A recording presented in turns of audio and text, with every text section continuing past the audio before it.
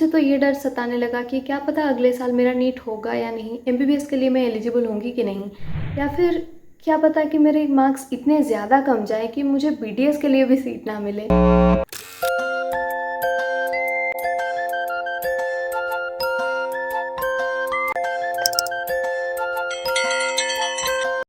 किस्मत में बिलीव करते हो? अगर नहीं करते तो ये वीडियो तुम्हें ज़रूर देखनी चाहिए। हर किसी के लाइफ में एक ऐसा मोड़ ज़रूर आता है जब उसे अपने ड्रीम और कैरियर के बीच किसी एक को चुनना पड़े।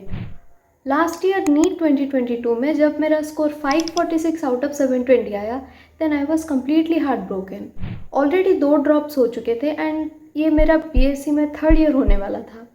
सो I was just scattered, like मैं लाइफ में क्या करना है, अब क्या होने वाला है, कुछ पता नहीं चला। स्टेट काउंसलिंग में मेरा सिलेक्शन हमारे स्टेट के दी बेस्ट कॉलेज में हो गया, एससीबी में, बट एमबीबीएस नहीं, बीडीएस के लिए। तो आई was just in a dilemma, like मुझे अब क्या करना चाहिए।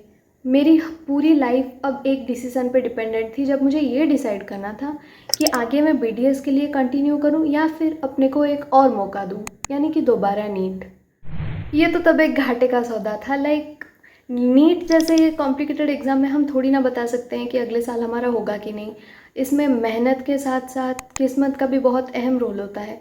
सो मुझे तो ये डर सताने लगा कि क्या पता अगले साल मेरा नीट होगा या नहीं, एमबीबीएस के लिए मैं एलिजिबल होंगी कि नहीं, या फिर क्या पता कि मेरे मार्क्स इतने ज़्यादा कम जाए कि मुझे बीडीएस के लिए भी सीट ना मिले। तो घर वालों ने ये डिसीज़न पूरा का पूरा मुझ पे ही छोड़ दिया कि तू भी डिसाइड कर ले कि क्या करना है आगे, तुझे बीडीएस में कंटिन्यू करना है या फिर ड्रॉप ही लेना है। पर इससे मेरे ऊपर रिस्पॉन्सिबिलिटी काफ़ी ज़्यादा बढ़ गई, क्योंकि अब जो भी होता उसके लिए सिर्फ और सिर्फ आंसरेबल तो मैं ही होती। और हमने काफ़ी रिलेटिव्स के सलाह भी लिए, तो सब ने बोला कि नहीं, ये गवर्नमेंट सीट है तो छोड़ना नहीं चाहिए, और एससीबी जैसे टॉप मेडिकल कॉलेज में मिल रहा है तो नहीं, ये नहीं करनी चाहिए। बट मेरी ड्रीम तो एमबीबीएस थी एंड सब ने बोला कि चलो ठीक है, एडमिशन ले लो, फिर पढ़ते रहना एमबीबीएस के लिए अगले साल। फिर से अगर नीट 2023 में तुम्हारा हो गया एमबीबीएस, देन तुम छोड़ देना बीडीएस एंड फिर एमबीबीएस में एडमिशन ले लेना। बट ये बहुत मुश्किल होता है, क्योंकि ऑलरेडी मैंने झेला है ये प्रॉब्लम। एंड जब मैंने बीएससी में एडमिशन लिया तो मुझे भी लग रहा था कि साथ ही साथ में दोनों इक्वली हो जाएगा, नीट के preparation and BSc I would manage. But ये बहुत मुश्किल होता है, तो I didn't want to repeat that thing again. फिर भी मैंने मन बना लिया कि चलो ठीक है, अब तो होना ही है ऐसे ही। एंड नेक्स्ट डे सुबह जब पापा डिमांड ड्राफ्ट बनवाने पहले गए थे, then I was waiting in my home, like मुझे पता था अब तो हो ही जाना है सब कुछ, मैं बस वेट ही कर रही थी। तब मुझे किसी ने बताया कि अब एक नया रूल इम्प्लीमेंट हुआ है कि अगर हमने बीडीएस या फिर एमबीबीएस के कोर्स को बीच में छोड़ा, देन हमें 10 लाख एज अ पेनल्टी देनी पड़ती है। I was just shocked. मैं फिर तुरंत ही एससीबी की ऑफिशियल वेबसाइट चेक की and guess what, it was real. Then मैंने पापा को बताया ये चीज़ एंड ही वाज सरप्राइज्ड। हमें किसी को नहीं पता था ये चीज़। हमने तब काउंसलर से पूछा एंड काउंसलर ने बताया कि हाँ, अब ये नया रूल इम्प्लीमेंट हुआ है, पहले तो ऐसा था ही नहीं। सो यू गेस अब फिर क्या हुआ होगा कि यस, मेरा एडमिशन कैंसिल हो गया एंड मुझे एक और मौका मिल ही गया फिर से नीट देने का। मेरे घर वालों को भी यही चाहिए था कि मैं एमबीबीएस ही करूं, सो वो लोग भी राज़ी थे मैं एमबीबीएस के लिए फिर से प्रिपरेशन करूं।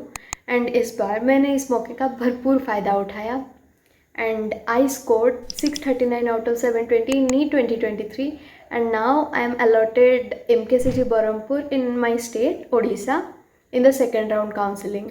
लिटरली सेइंग, मैंने ये लास्ट ईयर अपना बेस्ट एफर्ट डाला था कि मैं नहीं चाहती थी कि आगे बढ़कर मुझे ये फील हो कि मेरे ही प्रिपरेशन में कुछ कमी रह गई थी, ऐसा रिग्रेट ना हो एटलीस्ट मेरी लाइफ में। फ्यूचर का किसे पता।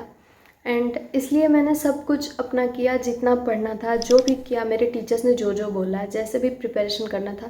मुझे ऑलरेडी आइडियाज़ थे पहले के ड्रॉप ईयर से कि मेरे क्या क्या दिक्कतें हुई थी जिससे मैंने नीट क्रैक नहीं कर पाई एमबीबीएस सीट के लिए।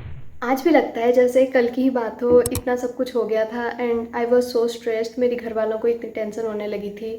और लास्ट ईयर जब मेरा नीट का रिज़ल्ट निकला था तब कितना बुरा लगा था मुझे। And this time I am going to join a new medical college, a new life, new friends, everything, a new, completely new environment. I am going to join that. And lastly, I fulfilled my dream. वो कहता है ना, God always has better plans for you. तो मैं बस ये कहना चाहूँगी कि तुम अपने सपनों को हासिल करने के लिए तुम्हारे रास्ते में बहुत सारी अड़चनें आएंगी, बहुत सारी मुश्किलों को फेस करना पड़ेगा, पर तुम ठोकर खा के भी उठना और चलते रहना, वैसे ही चलते रहना। डेडिकेशन, पेशेंस, कंसिस्टेंसी, ये सब मेंटेन करना, क्योंकि SRK ने भी बोला था, कहते हैं अगर किसी चीज को दिल से चाहो तो पूरी कायनात उसे तुमसे मिलाने की कोशिश में लग जाती है।